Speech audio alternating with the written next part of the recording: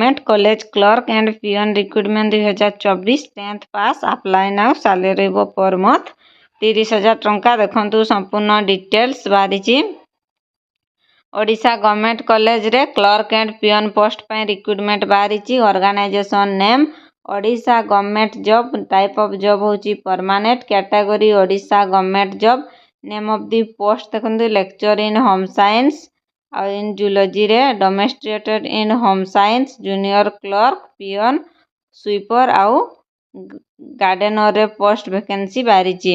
Application mode offline रे करिवे, speed post साहाय्य रे आपण आवेदन करिवे। देखंतु who can apply all Odisha candidate, ओडिशार समस्त कैंडिडेट एठारे आवेदन करि परिबे। प्लेस ऑफ पोस्टिंग ओडिशा रे ही पोस्टिंग रहिबो।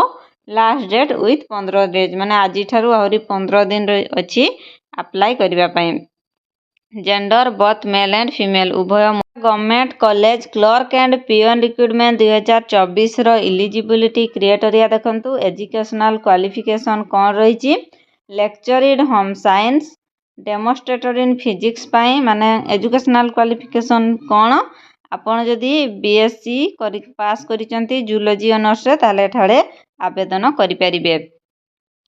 सेही परि डेमोन्स्ट्रेटर इन होम साइंस रे आपण जदि बीए पास करिसंती विथ साइंस ऑनर्स रखिसंती ताले होम साइंस ऑनर्स थिबो ताले आपण ठारे आवेदन करि परिबे।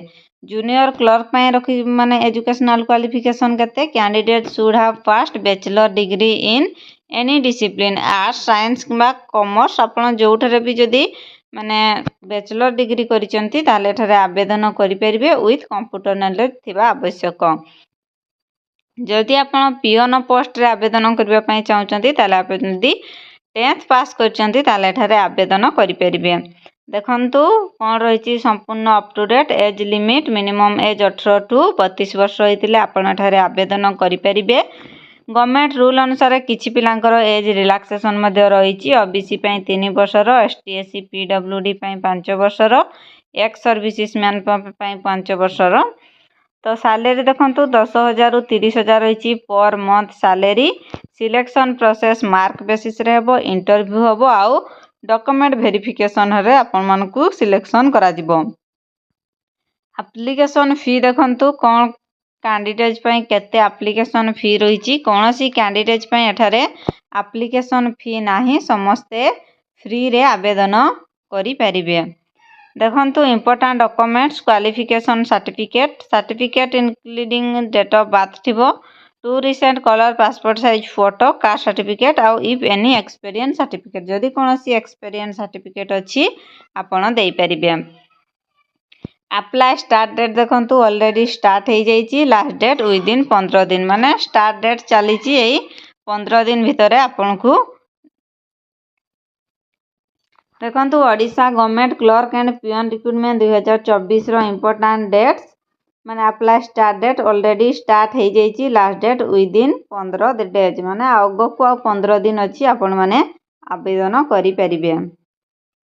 देखंतु ये होची नोटिफिकेशन पीडीएफ। सारला महाविद्यालय 8 पोस्ट राहमा डिस्ट जगतसिंहपुर माने डिस्ट्रिक्ट रे पोस्ट वैकेंसी बाहरी माने लाइब्रेरियन, जूनियर क्लर्क, पियन, वॉचमैन पई पोस्ट वैकेंसी बाहरी। संपूर्ण डिटेल्स देछि। ये होची नोटिफिकेशन पीडीएफ। ए नोटिफिकेशन पीडीएफ को आपण क्लियरली पढ़िबे देन आपण आवेदन करि परिबे। ये होची 8 पोस्ट मध्ये देई देछि, आपण माने एई पोस्टल साहाय्य रे आवेदन करि परिबे।